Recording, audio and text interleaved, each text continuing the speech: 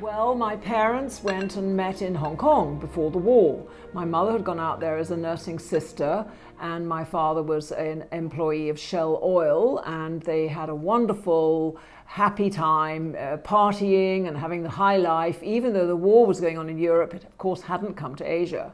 So my father was then actually posted to the Philippines before the war came, but my mother was interned in a prisoner of war camp with all her friends and her colleagues, and they spent 3.5 pretty lean years. She always talked about the fat and the lean, the 3.5 wonderful years and then the 3.5 very lean years.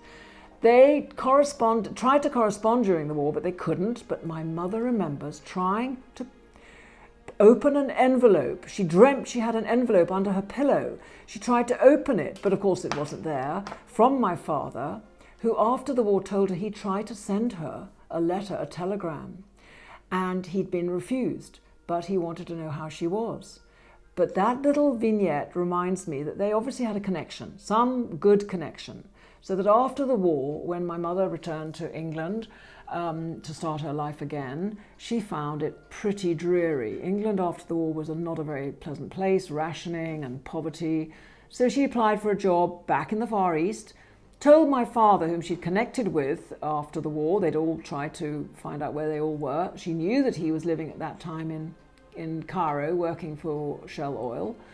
And she said she was coming by on the flying ship, a flying boat, out to Singapore, where her new job awaited her. And he said, "Oh, visit with me on the way, and don't go on, marry me." How romantic is that? So she said, "Well, I won't hold you to it until I arrive, because clearly we may not wish to." But in the end, they surely did. They got married.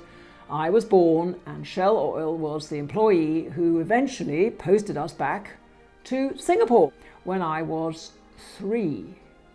And that's when I first met, to my knowledge, my Chinese cousins, my darling Angela, Daphne, and the others, Priscilla, Robin, Mike, and my uncle Curly Lee and his wife and family. So back we came to Singapore, started on the island of Pulau Bukom, which was a little island. I had to take a big journey to school. I was only 3.5.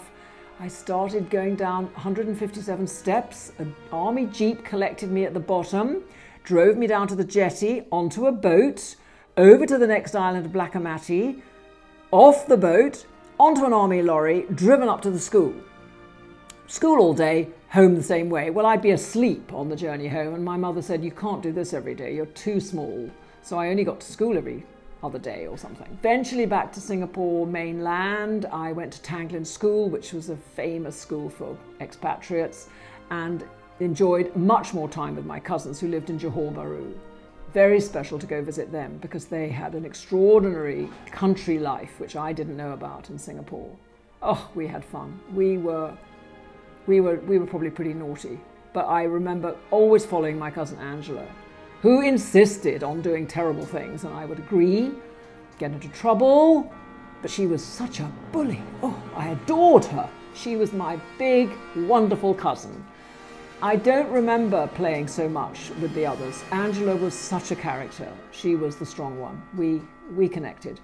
And I like to think of her as my sister, not my cousin, because I'm really closer to Angela and the family, I think, than anyone else. And thank God the relationship has gone on to this day. Happily, we're together today. How lovely is that? All those years ago.